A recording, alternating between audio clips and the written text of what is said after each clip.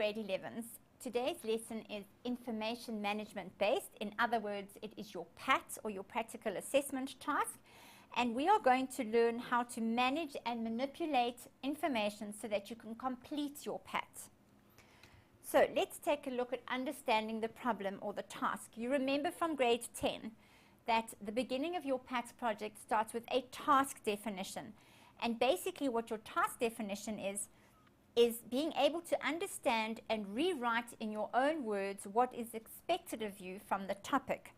So you are going to take the following into consideration before you write your task definition. You are going to ask yourself why you are doing the investigation, what the focus of your investigation is going to be, how you're going to conduct the investigation, who the information is for, and how you are going to present that information. So now, before you can do that, we need to look at some problem-solving steps. And grade 11s, these problem-solving steps will help you right throughout your school career and your working career one day. So step 1 is you are going to define the task.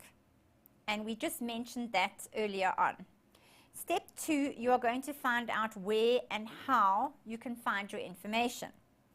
The next thing is finding the sources and extracting the information. Then you are going to use the information, and last but not least, you are going to evaluate the process and the product. Now, your PAT in grade 11 goes just a little bit more in depth than your grade 10 PAT. So let's look at the role of questions and questioning to determine the information that you need. So before you can go and find your information, grade 11s, you need to ask yourself some questions regarding the information that you need. Now, there are 4 levels of questions. We did this in grade 10. So your level 1 question provides facts.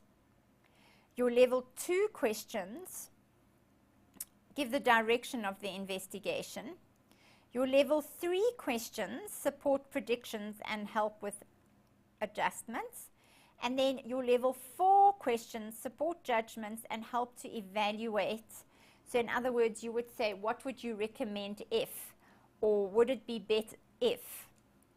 Okay, so those are the 4 kinds of questions that you need to find information. Now, once you've got your questions, you need to go and find the information. Now, there are different sources, okay? Besides the internet, obviously. There are publications. You can go and interview a professional person related to your chosen topic. If you do that, you need to have the person's name. You need to have the date of your interview and the questions and the answers. And you need to say why you are interviewing that person. And then last but not least, to get information in is the use of surveys. Okay, let's look at surveys or questionnaires, okay? When designing a questionnaire, you need to look at the following: the appearance, the question sequence, the wording of the questions, and the response categories. So you don't want people to respond in a long-winded way, because you've got to remember, grade 11s, that the information you take from your questionnaire needs to be put into an Excel spreadsheet and a database. So your questionnaire should also look and be pleasing to the eye of the person who's going to fill it in.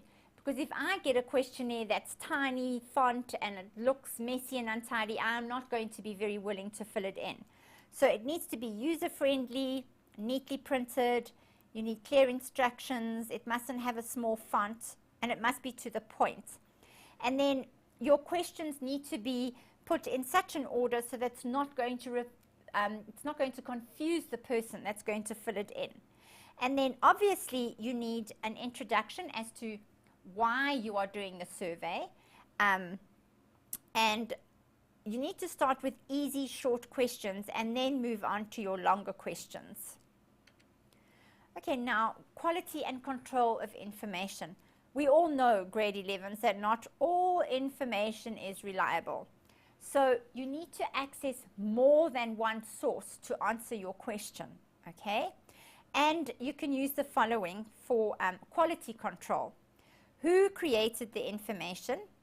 can the information be substantiated? In other words, grade 11s, can you find similar information in a different source? Is the information relevant and up to date? It's no use finding something quoted in 2008 because it might not be relevant in 2014. Is it objective and unbiased? And does it cover the topic? Okay, now, once you've found your information, and particularly on a website, you need to use the following to assess how reliable the website is. Okay, so you need to say who supports the website. Is it sponsored by a well-known company? Is it endorsed by a university? Okay, who is the audience? Who created the website? Has the author put their names down? Okay, do they have credentials? Is the content organized? Is the content current? That's quite an important one, okay? Is it easy to navigate around the website? Is it objective? And is it trustworthy? Will you be able to use it? Okay, now what I've done for you is I've done 2 tables that can help evaluate the information that you find, okay? For a website, the first one is for a website. You can write down the name of the website, the name of the web page, the URL, the author, the date it was created, and the date it was accessed.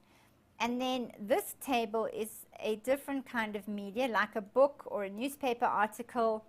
So you would put the title of the book or the magazine, the name of the article, the chapter or the pages, who the author is, the date it was published, and the URL, but only if you got it on the internet. And there are a lot of magazines and newspapers published on the internet.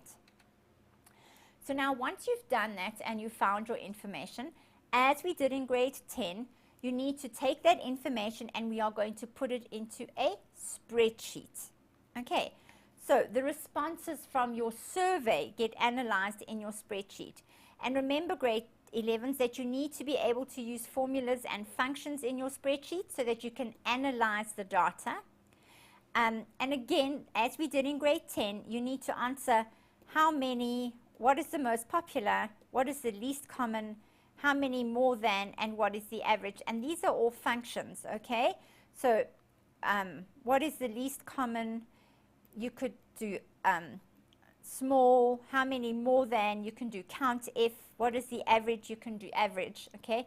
All that needs to be done in your spreadsheet.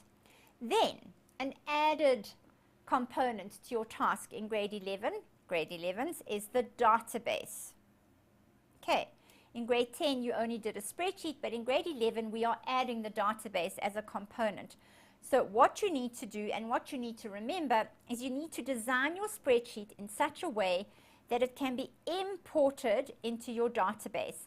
So that means that you don't have to go and retype all the information that you found.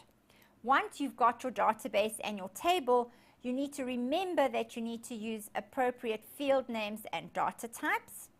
You need to create queries that's going to extract useful information. And you need to create a report with functions. And that grade 11s brings us to the end of how to use your information you found in your PAT project. Thank you for watching.